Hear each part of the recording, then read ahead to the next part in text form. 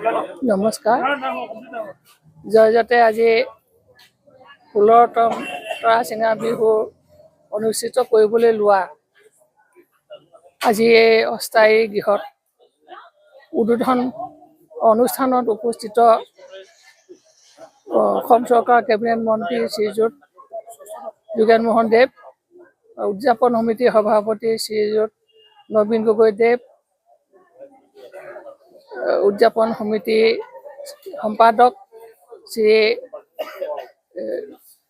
অবিনাশ চেতিয়াকে প্ৰমুখ কৰি সকলোলৈকে মোৰ আন্তৰিক কৃতজ্ঞতা দিছোঁ।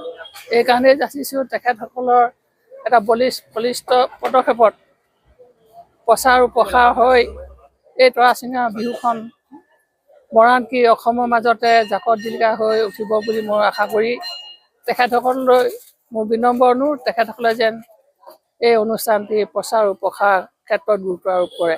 সেয়েহে এনে এখন বিহুক জীয়াই ৰাখিবলৈ আজি সকলো মৰাণবাসী ৰাইজক মোক কৃতজ্ঞতা জনাইছোঁ, আন্তৰিক শ্ৰদ্ধা জনাইছোঁ। এইকাৰণেই তেখেতসকলে অহোপুৰুষাৰ্থ কৰি আজি 15 বছৰে তেখেতসকলে অনুষ্ঠানটি অনুষ্ঠিত কৰি আহি 16 বছৰত ভৰি দিলেহি। এইবাৰ আমি 6ষ্ঠ তৰাচিঙা বিহু উদযাপন কৰিব লৈছোঁ। ইতিমধ্যে আমাৰ এখন শক্তিশালী উদযাপন কমিটি গঠন কৰা হৈছে আৰু এই কমিটিৰ সভাপতি মই নিজে আছোঁ, নবীন গগৈ, আৰু ইয়াৰ মুখ্য সম্পাদক হিচাপে অবিনাশ চেতিয়া ডাঙৰীয়া আৰু মুখ্য পৃষ্ঠপোষক হিচাপে আমাৰ সকলোৱে শ্ৰদ্ধাৰ অকণ ভূঞা ডাঙৰীয়া আছে।